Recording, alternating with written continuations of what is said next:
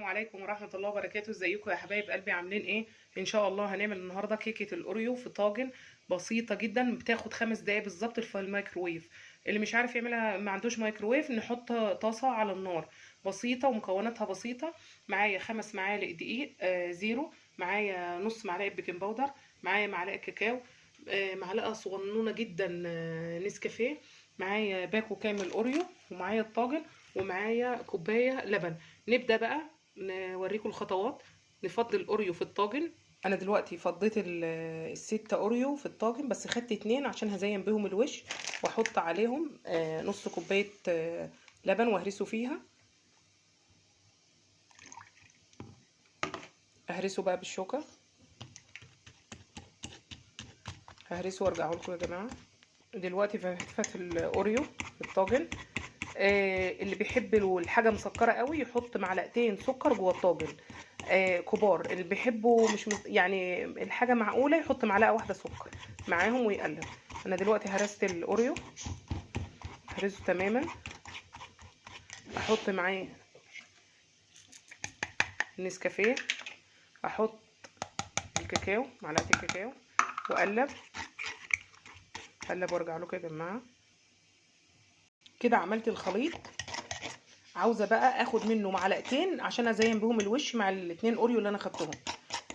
كده هنحط البيكنج باودر معلقه ونقلب قوي.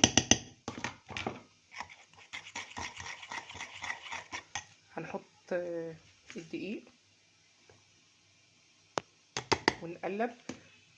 احط اللبن والسكر بتاعي واقلب. الخليط معايا مظبوط. اللي حاسه ان الخليط بتاعها تقل منها بحط شويه لبن، بضيف معلقه لبن كده.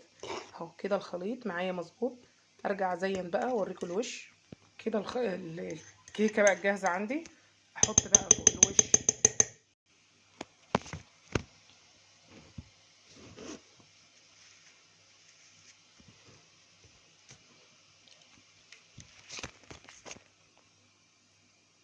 ندخله في الميكروويف لمدة 3 دقايق ونرجع لكم يا جماعة وتشوفوه. دلوقتي يا جماعة جوه الميكروويف اهوت. نستنى نشوف اول ما يخرج من الميكروويف ونوريه لكم. 3 دقايق بالظبط. يا حبايب قلبي كيكة الاوريو مستوية وهشة وجميلة ازاي من جوه.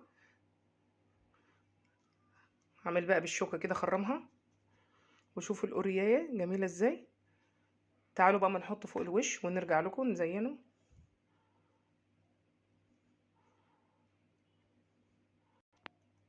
ودلوقتي زينا الاوريو. حطيت كان عندي 2 زيادة اوريو، كسرتهم حطهم فوق الوش، وحطيت جوزة الهند.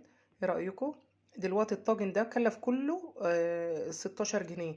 اصلا لما تشتريه من المحلات دوت ولا 75 جنيه. على طول دلوقتي هسيبه يبرد شوية واروح احطه في التلاجة وساعة وابدأ اكل بيه، والهنا والشفا.